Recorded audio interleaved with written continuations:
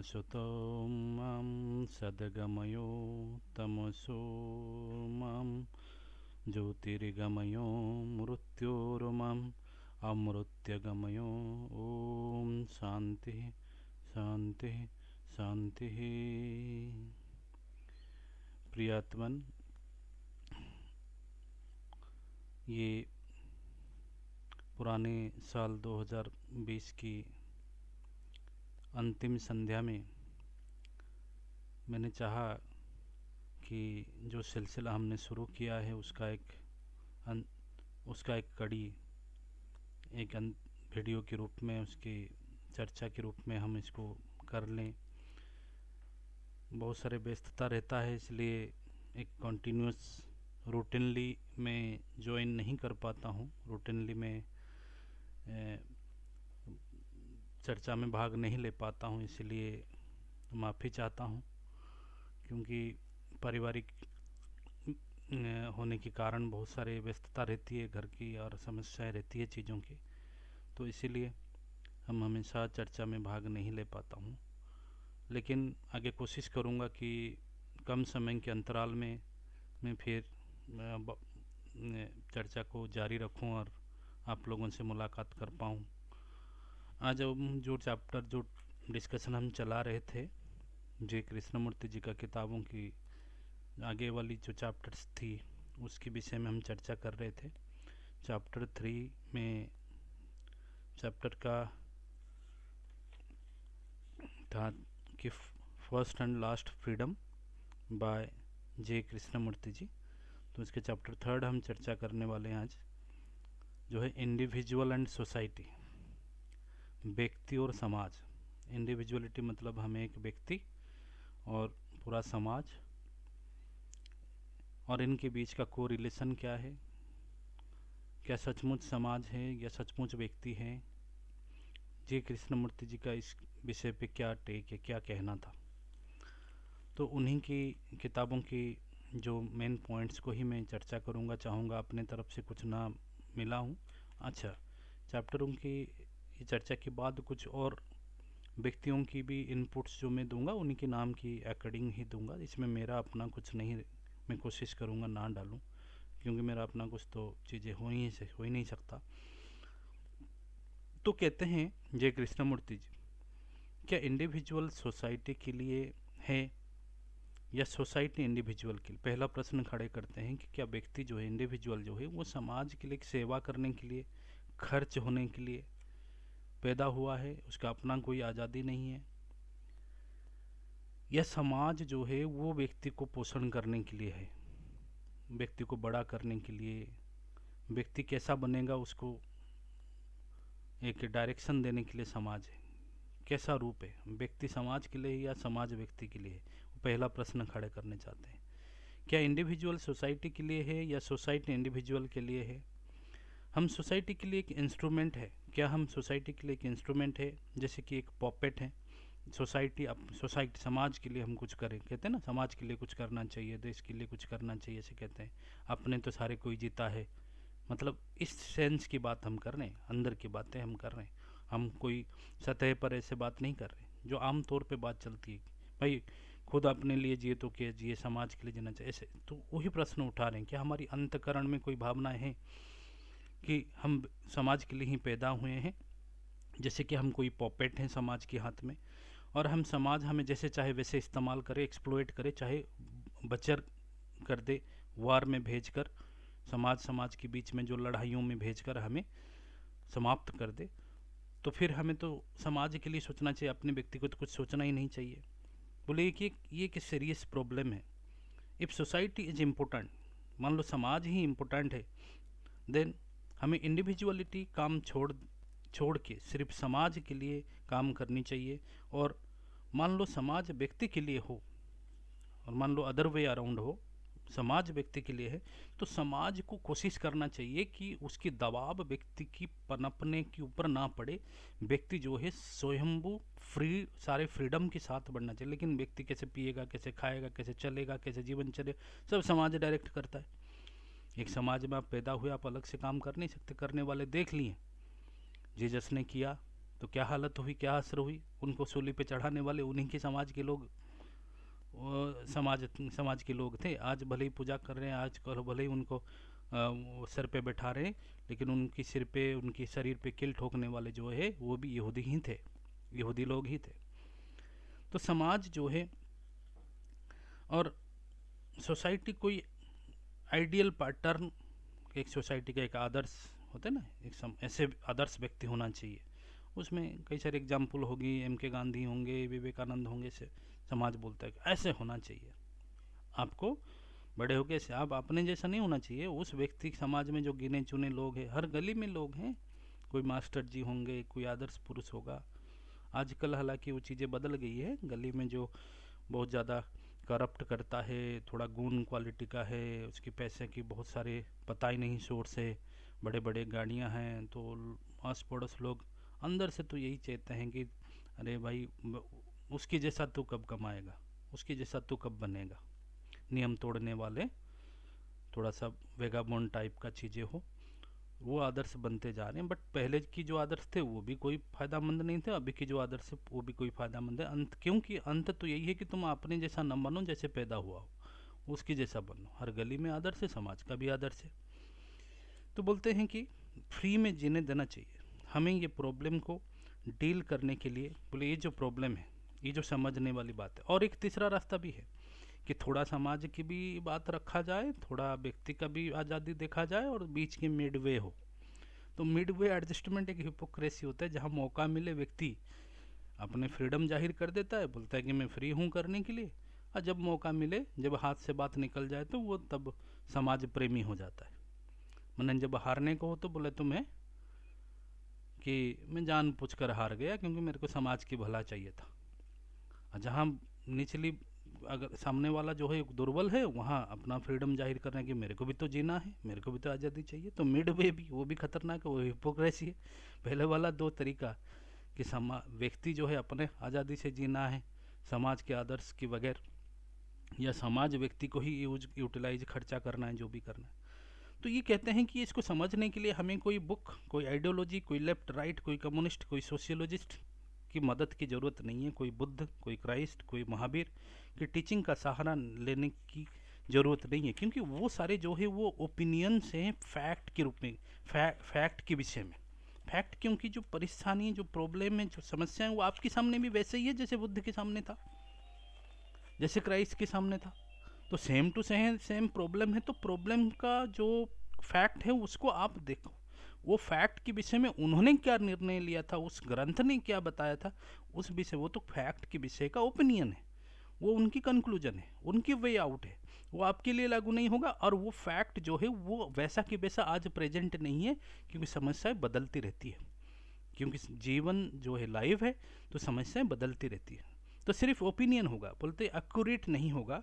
A fact can never be denied, fact को हम deny नहीं कर सकते।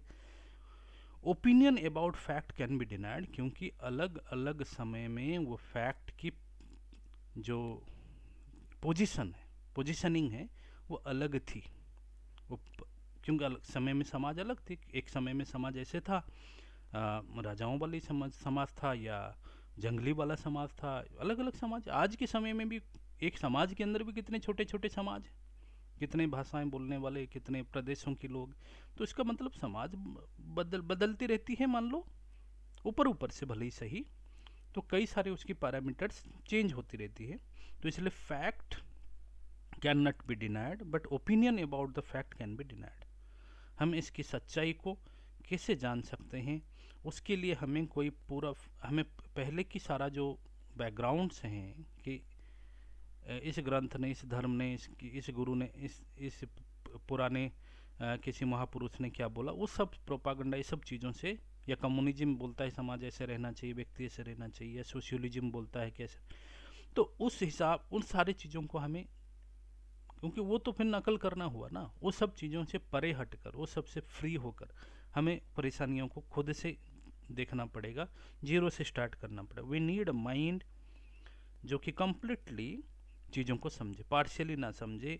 वो हमें ऐसा एक मन चाहिए, ऐसा एक माइंड चाहिए, ऐसा एक ब्रेन चाहिए जो चीज़ों को एक समय में कम्प्लीटली समझे, खाली पार्शियली ना चीज़ समझे, क्योंकि हम नॉर्मली बहुत व्यस्त में रहते हैं, तो हमने कोई भी चीज़ को कम्प्लीटली नहीं देखते हैं। कम्प्लीटली देखने के लिए हमारे पास वक्त नहीं है, पेशेंस भी नहीं है।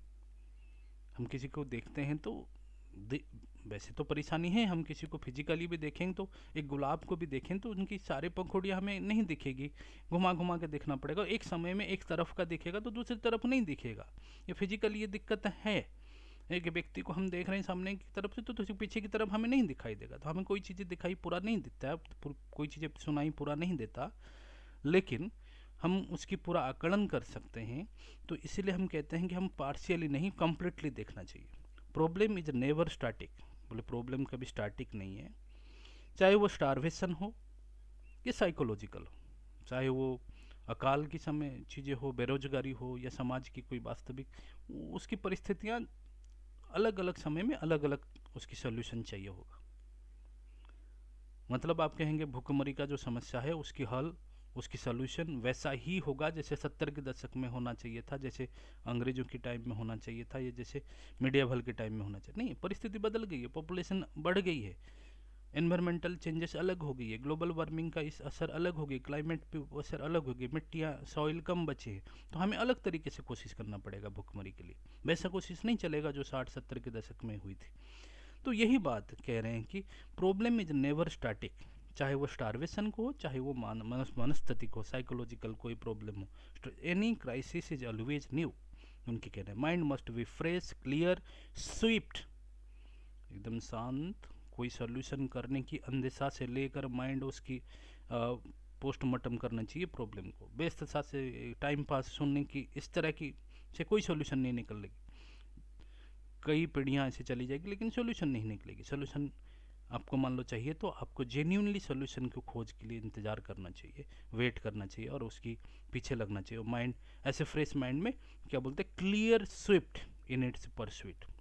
स्विफ्ट मतलब करने की इच्छा रखना चाहिए, वैसे समझ लिया कल करूँगा ऐसा नहीं, आज चर्चा कर लेते हैं, जो अच्छा लगेगा तो फिर सोचेंगे, फिर करेंगे, इस तरह की नहीं, ऑटोमेटिकली होना है। मान लो आपका समझ, आपकी चीज़ें पूरी हो गई, एनालिसिस मैंने वो परेशानियों को समझना आपको पूरी हो गई, तो करना भी आपका साथ साथ शुरू हो जाएगा। करना साथ साथ शुरू नहीं हुआ तो कोई चीज़ स्टेप वाइज नहीं होता। जय कृष्णमूर्ति जी के यहाँ कोई भी चीज़ें स्टेप वाइज नहीं होता, थोड़ा थोड़ा करके नहीं होता। कंप्लीट ट्रांसफॉर्मेशन और नॉन ट्रांसफॉर्मेशन, और यही फैक्ट है, थोड़ा थोड़ा करके कभी कुछ होता ही नहीं। वो पेंडिंग का मतलब यही कि वो कभी होना ही नहीं, मैंने समझा ही नहीं, क्योंकि वो ऐसा थोड़ी है घर में आग लगी हो कोई, वो थोड़ा मैं थोड़ा आज खिड़की का आग आज बुझा देता हूँ और कल दरवाजे की आग मंडे को बुझाऊंगा। जब समझ आ जाएगा कि आग ही लगा हुआ है जीवन में, जीवन प्रीसियस जीवन हाथ से रेत की तरह फिसलता चला जा रहा है, तो कंप्लीट ट्रांसफॉर्मेशन होगा, पार्शियली तो होगा ही नहीं। We all want radical transformation in society. हम समाज में बदलाव के लिए बहुत बड़े बड़े चर्चाएं करते हैं, सभाओं में जाके बोलते हैं समाज बिगड़ गया, पहले जैसा नहीं रहा। एक यूजी कृष्णमूर्ति जी समसामयिक हैं, जय कृष्णमूर्ति जी से जूनियर हैं, लेकिन वो थोड़ा सा अलग, उनके कंप्लीट विचार को तो नहीं समझ पाएंगे, हर कोई नहीं समझना, मैंने थोड़ा सा अलग है, वो कंप्लीट नहीं है। बट वो कहते हैं कि मेरे पिताजी हमेशा बोलते रहे कि समाज कैसे बिगड़ा है, तो मोरल लाइफ, वो उनके पिताजी मोरल लाइफ बिताने पे ज़्यादा जोर दिए और मोरल लाइफ उसने बिताए भी। बोले कि वो जितना परेशान होते रहे अपने बचपन से लेकर जीवन भर की लाइफ थोड़ा मोरल अच्छा रहे समाज के लिए, समाज बिगड़ता जा रहा है, समाज के लिए वो जितना अपनी लाइफ को मोरली करेक्ट अच्छी लाइफ बिताए, और मरने के समय में उन्होंने जो पैदा हुए थे समाज और जो मरने के समय के समाज जो है उस बीच में उन्होंने बताया कि वो और बुरा समाज से मर कर गए। मतलब पैदा होते समय का समाज जो था और मरने के समय का, सारे बुजुर्ग लोग भी ये कहते हैं कि हमारे बचपन में ऐसा था वैसा था, मैंने अच्छा समाज था, आज के बिगड़ गया है। तो इसका मतलब हर कोई पैदा होते समय तो अच्छा समाज उनका हिसाब से था और मरने के टाइम पे और बिगड़ गया, ऐसे मर के जा रहे हैं सारे बुजुर्ग लोग। इसका मतलब क्या है, उनके रहते समाज बिगड़ा कैसे? पहले का जो बिगड़ा था तो अलग चीज़ है, उनकी पैदाइश से लेकर बुढ़ापा तक बिगड़ कैसे गया। वो कहते हैं कि समाज और धरती एकदम परफेक्टली बना हुआ है, इसमें कोई परिवर्तन की ज़रूरत नहीं है, गुंजाइश नहीं है, आप जो चीज़ दिमाग में सोचोगे सब चीज़ अवेलेबल है।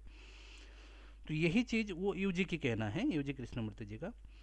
सोसाइटी स्टैटिक है, बोलते ये कह रहे हैं कि सोसाइटी एक मायने में चलता हुआ तो दिख रहा है, लेकिन वो पुराने आइडियोलॉजी, पुरानी चीज़ों को, पुराने के माने थ्योरीज को रिपीटेशन में करता रहता है। मैंने एक चीज़ को साइक्लिकली रिपीट करता रहता है। हमें लगता है कि सोसाइटी बदल रहा है, लेकिन बदल नहीं रहा है, वो स्टैटिक है। बाहरी बदलाव, बाहर में कोई नेताओं से, कोई गवर्नमेंट से, कोई राजनीतिक आंदोलन से बाहरी बदलाव कितना भी हो, लेकिन वो बाहरी बदलाव जो है वो एक रिपीटेशन होगा, एक नकल होगा, कुछ थ्योरीज का, कुछ फार्मूला का नकल होगा। उससे कोई ड्रास्टिक परिवर्तन नहीं होगा समाज में।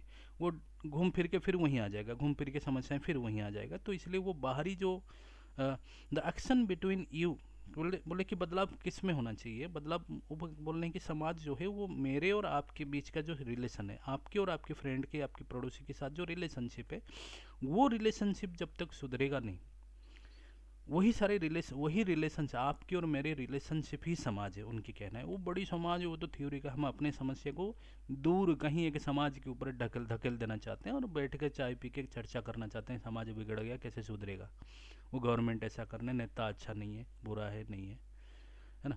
तो वो बाहरी जो बदलाव है वो एक आर्टिफिशियल चीज़ है, उसमें आप कितना भी बदलाव कर दो वो नहीं बदलेगा। जब ऑर्गेनिकली बदलने के लिए एक व्यक्ति को उसकी नियर जो रिलेशनशिप है, नियर जो फ्रेंड सर्कल है, नियर जो जिसके साथ इंटरेक्शन है सुबह से शाम तक, उस इंटरेक्शन में बदलाव चाहिए। बोलते हैं action between you and another, you and me is a society, it has no life giving qualities. आज के डेट में वो रिपीटेटिव हो गई है, हिपोक्रेटिक हो गई है, एनवियस हो गई है, क्योंकि हमें अपना रास्ता निकाल के थोड़ा आगे बढ़ जाना है, मेटेरियली एक्सेल करना है, तो दूसरे को बस ट्रिक करके, मुखौटा पहन के, हिपोक्रेटिकली बस जैसे तैसे, जिसको कहते हैं ना लंगड़ी मार के आगे निकल जाना है। बात उन्हीं लोगों से करना है जिनसे हमें काम है, बाकियों से तो हमें बस टाइम पास ही करके आगे निकल जाना है। तो इतने सारे साथीपन के साथ जब हम समाज ही बनाएंगे, समाज बाहर ही तो वैसे ही दिखेगा ना, वैसे ही होगा ना। तो ये कह रहे हैं कि नो लाइफ गिविंग क्वालिटीज़, जब तक inward constant revolution, creative psychological transformation ना हो, सोसाइटी स्टैटिक। बोले सोसाइटी क्योंकि बाहरी जो है वो स्टैटिक है, स्टैटिक चीज़ें जो है जम जाता है, क्रिस्टलाइज्ड हो जाती है, बर्फ़ जैसे क्रिस्टलाइज्ड हो जाए, और जो चीज़ क्रिस्टलाइज्ड हो जाती है वो चीज़ें ब्रिटिल भी होती है।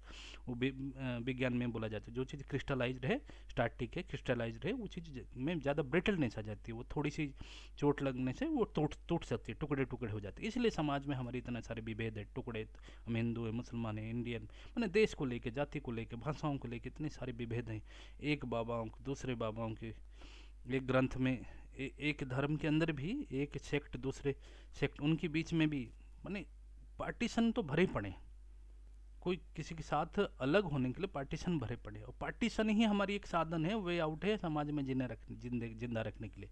मतलब हम एंजॉयमेंट भी करना चाह रहे हैं तो हमारी एक ग्रुप चाहिए, हमारी ग्रुप में ही हम करेंगे। मतलब ग्रुप, आजकल तो व्हाट्सएप ग्रुप भी आ गए, तो उसका मतलब है कि हम ये जो ग्रुप, ये सब चीज़ें डिविजन ही तो है, हम कितने टुकड़े टुकड़े टुकड़े टुकड़े कर रहे हैं, एटॉमिक लेवल तक सोसाइटी को तोड़ रहे हैं। तो बोलते हैं कि क्योंकि आर्टिफिशियल है तो इसलिए क्रिस्टलाइज्ड है सोसाइटी, क्रिस्टलाइज्ड है तो इसमें ब्रिटलनेस है, ब्रिटलनेस मतलब ये टूटता है, टूटता जाता है, और तोड़ने के बाद हम कहते हैं कि कैसे हम वसुधैव कुटुंबकम करेंगे, वर्ल्ड कैसे फैमिली हो जाएगा। Misery inside you, around you, अपने आप नहीं आया। बोलते हैं जो मिजरी है आपके अंदर और बाहर, वो अपने आप नहीं आया, और आप और हम इसको बनाए हैं। कोई लीडर ने नहीं बनाया, कोई गवर्नमेंट ने नहीं बना के दे दिया, कोई कम्युनिस्ट, कोई फासिस्ट या कोई और सोशलिस्ट ने नहीं बनाया, आप और हमने बनाया। ये समाज है, जो भी हम समाज को निंदा कर रहे हैं वो सब चीज़ें हमने, हमारी अंदर से पैदा होकर गया है। आप जिम्मेदारी हमें लेना ही पड़ेगा, हम जिम्मेदार हैं। हमारी अंदर वो ईर्ष्यापन है, हमारी अंदर वो ये सेल्फिशनेस है, हमारी अंदर वो एनवियसनेस है, हमारी अंदर वो ग्रीडीपन है, आगे बढ़ जाने की, ज़रूरत से ज़्यादा इकट्ठा कर लेने की इच्छा है। तो ये सब चीज़ें जो है वो प्रोजेक्ट बाहर होती हैं हमारी, जैसे तो बाकी सब है, सबकी संवेदनाएं अंदर से सेम है, हमारे अंदर जो है वही हम बाहर प्रोजेक्ट करते हैं। If we are measurable, confused, chaotic, so is the world. Society is the product of our relationship.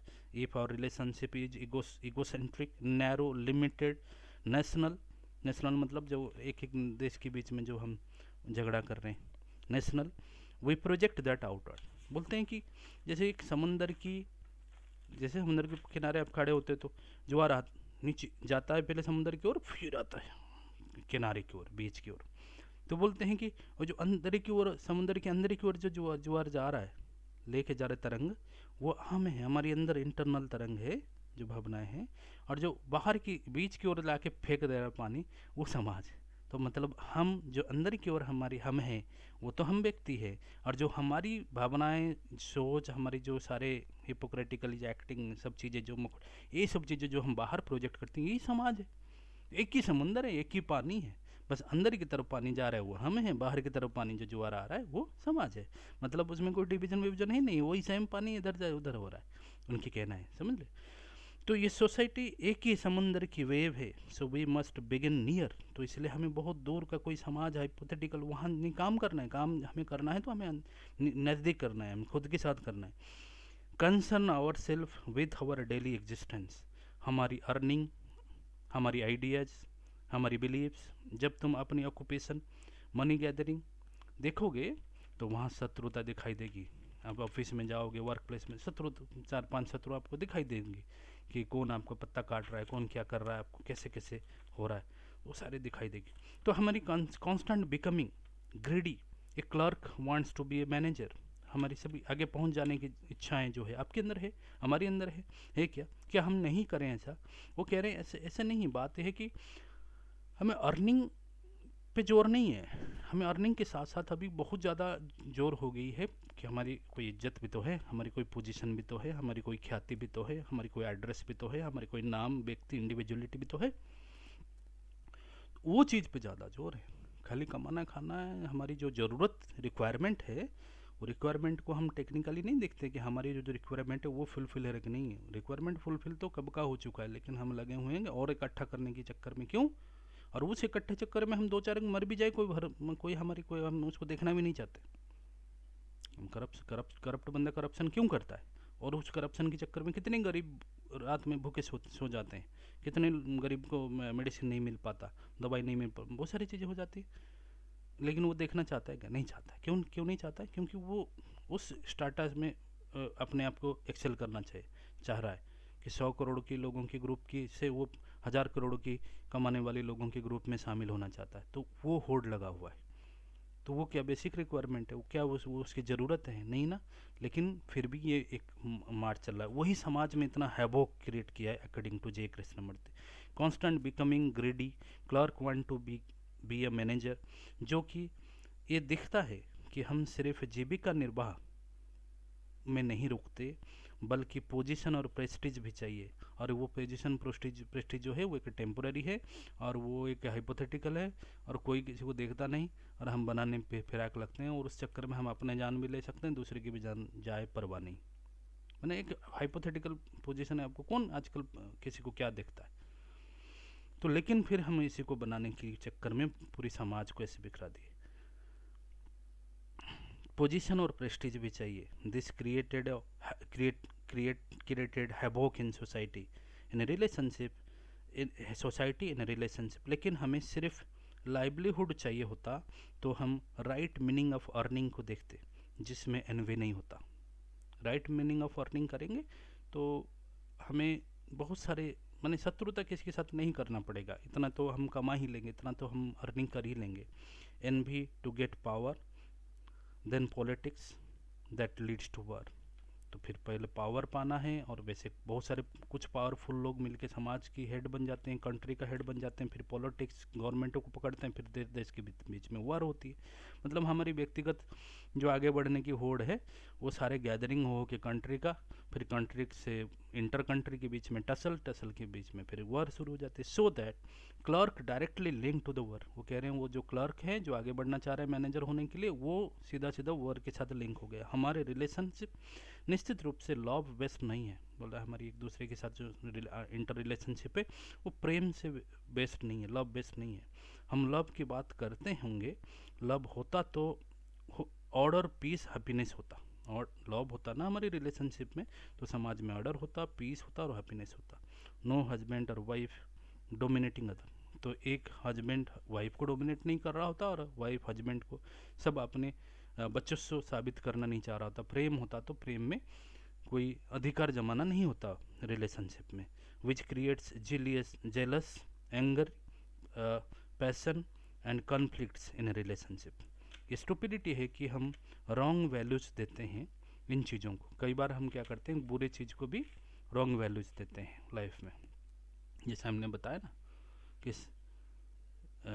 समाज के लिए जीना, तो उसका भी गलत मतलब दे देते हैं जीने करने के, सोचने के लिए। इन चीज़ों को जो हमारे माइंड क्रिएट कर देता है, स्वार्थ जुड़ा होता है लेकिन फिर भी हम उसको कहते हैं निस्वार्थ। जैसे कि मैंने बताया, लोग मतलब धर्म के काम में भी इतना दिखावा करते हैं कि जैसे वैसे तो प्रोजेक्ट करते हैं कि हम धार्मिक है, दान करते हैं तब भी अहंकार दिखाते हैं, अहंकार दिखाने के लिए दान करते हैं। हम भी करते हैं कि दान करेंगे तब भी ऐसे सोचेंगे कि 5 लोग उसको देखे, कोई कंबल बांट रहा है तो फोटो खींचे। मतलब हम गलत वैल्यू कर रहे हैं, अपने अपने अहंकार बढ़ा रहे हैं और फिर भी हम उसको कह रहे हैं कि हम जैसे कुछ सेवा कर रहे हैं। सेवा क्या कर रहे हैं, हम तो खुद ही अपना अंदर से फूल रहे हैं। तो ये चीज़ें हैं, क्रिएट किया है। और माइंड अपना सेल्फ प्रोटेक्टिव इंस्टिक्ट दिखता है। माइंड हमेशा हमारी उसकी अपनी सेल्फ प्रोटेक्टिव इंस्टिक्ट माइंड हमेशा दिखता है। बिलीव जो है, मतलब किसी भी तरह की बिलीव जो है, आप किसी भी ग्रंथ की, किसी भी धर्म की, किसी भी बाबा की, गुरु की, किसी भी समाज व्यवस्था को मान लो आपने बिलीव किया है, मान लिया है, तो वो समाज को डिवाइड करेगा। क्योंकि मैंने कोई चीज़ बिलीव किया हो, आप कोई चीज़ बिलीव की हैं, हमें फैक्ट मेरे को भी नहीं पता, आपको भी नहीं पता। बिलीव का मतलब ये है कि फैक्ट नहीं पता। क्यों, फैक्ट और रियलिटी पता होता तो हम बिलीव नहीं करते ना। वो चीज़ फैक्ट ही दिखता तो हम फैक्ट ही बताते, फैक्ट से ही जीते। तो बिलीव का मतलब कोई चीज़ ऐसा है जो हम मेरे को नहीं पता बट मेरे को बड़ा विश्वास है। तो मेरे को किस चीज़ पे विश्वास है, जैसे भगवान है, और किसी को विश्वास है कि भगवान नहीं है, तो दोनों की विश्वास से टकराएगा तो हम अब एक दो जना एक नहीं हो पाएंगे। तो वो सोसाइटी को डिवाइड करता है। सोसाइटी प्रेजेंटली इन इंडिया और Europe is disintegrating rapidly. We know it in our own life. Society disintegrating कैसे हो रही है, रोड पे भी चल के, तो फैमिली में भी देख जाती है सोसाइटी डिसइंटीग्रेट हो गई है। फैमिली में भी कितना टसल्स होती है प्रॉपर्टी को लेके, माँ बाप बच्चों के बीच में कैसे हो जाती है। बच्चे आजकल बुजुर्गों माँ बाप को बीच में क्या टसल हो जाती है, प्रॉपर्टी को ले लेके बुजुर्ग लोग पे भी वो हो जाते हैं, टसल्स हो जाते हैं, भाई भाई में झगड़ा हो जाते हैं। और सड़क में भी दिखती हैं, न्यूज में भी दिखते हैं। देयर मस्ट न्यू आर्किटेक्ट, बोलते हैं समाज को बनाने के लिए अब न्यू आर्किटेक्ट चाहिए, न्यू बिल्डर चाहिए to make foundation of new society. तो पुराने बिल्डर, पुराने आर्किटेक्चर, पुराने जो ग्रंथ ने लिख दिया, कि समाज व्यवस्था ने लिख दिया, सोशियोलॉजिस्ट ने लिख दिया, या कम्युनिस्ट ने लिख दिया, या कार्ल मार्क्स ने लिख दिया, तो उससे काम नहीं चलेगा। हमें न्यू एकदम फ्रेश चाहिए सोसाइटी में। समस्याएं बदल गई हैं, चीज़ें बदल गई हैं, तो हमें न्यू फ्रेश सोसाइटी चाहिए, बनाने वाले चाहिए, आर्किटेक्चर चाहिए। ओ आप और हम होंगे, जो कि आप और हम होंगे, कोई प्रोफेशनल आर्किटेक्ट, कोई पॉलिटिकल लीडर, या कोई रिलीजियस गुरु जो नहीं हो सकता। वो आप और हम होंगे, क्योंकि आप और हम क्रिएटिव नहीं हैं। हम पुराने किसी को मान के चल रहे हैं, बिलीव करके चल रहे हैं, और अपने जिम्मेदारी नहीं समझ रहे हैं कि ये सोसाइटी हमारी ही एक फैलाव है, हमारी जो अंदर है वही बाहरी है। तो हम इसीलिए हमारी जीवन को हम इस तरह की बिखरा के रखे हुए हैं। तो हम हमारी जीवन में जब तक ऑर्डर, पीस, लव, ये सब चीज़ें लेके आएंगे, एनवीनेस वगैरह छोड़ेंगे, तो हम ही खुद ही आर्किटेक्चर बनेंगे नई समाज के लिए। इसलिए ये सब परेशानी है। हम बस नकल, इमिटेशन करते हैं। Negative thinking is highest form of understanding. देखो, ये हम गलत वैल्यू क्या देते हैं, हमेशा हम बोलते हैं ना पॉजिटिव सोचना चाहिए, ऑप्टिमिस्टिक होना चाहिए। ये कह रहे हैं कि negative thinking is a highest form of understanding. Negative thinking मतलब हर चीज़ पे आप क्वेश्चन करो दिमाग में, आज इट इज ग्रहण मत कर जाओ। तो नेगेटिव थिंकिंग बोलते ना, कई लोग ग्रुप में होते हैं, अरे तू तो हर बात पे सवाल उठाता है, मतलब वो नेगेटिव है। अरे वो बोलते हैं नेगेटिव थिंकिंग, सवाल उठाना ही से ही आपको समझोगे, आज इट इज उसको मगअप नहीं करोगे। तो negative thinking the highest form of understanding. Positive thinking is conformity. Positive thinking का मतलब जैसा है वैसा मान लेना, मान के कोशिश करना। नो बोलते हैं नेगेटिव थिंकिंग क्यों कन्फर्म, कोई भी चीज़ें न्यू बनाने के लिए आपको पुराने ढांचा, पुराने ढर्रा सारे नए मकान बनाने के लिए तो आपको पुराने को पूरा हटा के नामो निशान उसकी खुदाई करके फिर नया शुरू करना चाहिए। पड़ेगा। जैसे लॉर्ड शिवा की हमारी परिकल्पना हमारी हिंदू शास्त्रों में बोला गया है, Lord Shiva Lord of destruction बोला गया है। डिस्ट्रक्शन की क्या क्यों अहमियत है? डिस्ट्रक्शन इसलिए अहमियत है कि पुराने के नामो निशान मिट जाए आपके दिमाग में। पुराने के नामो निशान मिट जाएगी तो नया की क्रिएटिविटी होगी। लॉर्ड शिवा की परिकल्पना इसलिए हुई थी, Lord of destruction. Know using a positive system formula और कंक्लूजन। कोई पहले का बनी बनाया रटी रटाया फार्मूला या सिस्टम या कंक्लूजन को हमें कैरी फॉरवर्ड आगे नहीं करना है, कन्फर्मिटी नहीं लेना है। Imitation is needed for outward work. बोले इमिटेशन जो है वो दूसरे जो चीज़ का नकल करना वो आउटवर्ड वर्ल्ड के लिए ज़रूरी होता है। जैसे एक डॉक्टर को डॉक्टरी में वो करना है, एक्सपर्टाइज करना है, तो अपने सीनियर अपने जो थ्योरीज वो सब चीज़ें प्रैक्टिस वगैरह करना पड़ेगा, जो सीनियर सिखाएंगे उसको इमिटेशन। इंजीनियर को अपने इंजीनियरिंग का दूसरे जो पढ़ाएंगे उससे सीखना पड़ेगा। तो आउटवर्ल्ड वर्ल्ड का काम के लिए, जो मटेरियल काम के लिए, उसके लिए एक आपको इमिटेशन चाहिए। ड्राइविंग सीखने के लिए इमिटेशन चाहिए, कोई सिखाएगा सीखने वाला चाहिए, वो चीज़ चाहिए। बट अंदर की बात के लिए, जैसे हमारी संवेदनाएँ के लिए, सेंसिटिविटी के लिए, उसके लिए हमें किसी का नकल करने की ज़रूरत नहीं है, क्योंकि वो हमारी अंदर की चीज़ें हमें पता है। चीज़ें हम बाहर से कितना भी कुछ सीख ले वो हमारी नकल ही होगा, एक्यूरेट नहीं होगा। तो एक्यूरेट हमारे अंदर ही पता है कि हम एक्चुअल लव कर रहे हैं या एक्टिंग कर रहे हैं। एक्चुअली हम किसी से गुस्सा निकाल रहे हैं या प्रेम कर रहे हैं, हम किसी को गिफ्ट दे रहे हैं तो क्यों दे रहे हैं, वो चीज़ें हमें पता है। तो इसलिए उसमें हमें किसी को नकल नहीं करना है। हमारी इमिटेशन हमें रियलिटी में नहीं होने देता, जिसमें तुम इंसान नहीं एक रिपीटेटिव मशीन होंगे। चाहे आप हिंदू हो, क्रिश्चियन हो, बुद्धिस्ट हो, जर्मन हो या इंग्लिश मैन हो जाओ।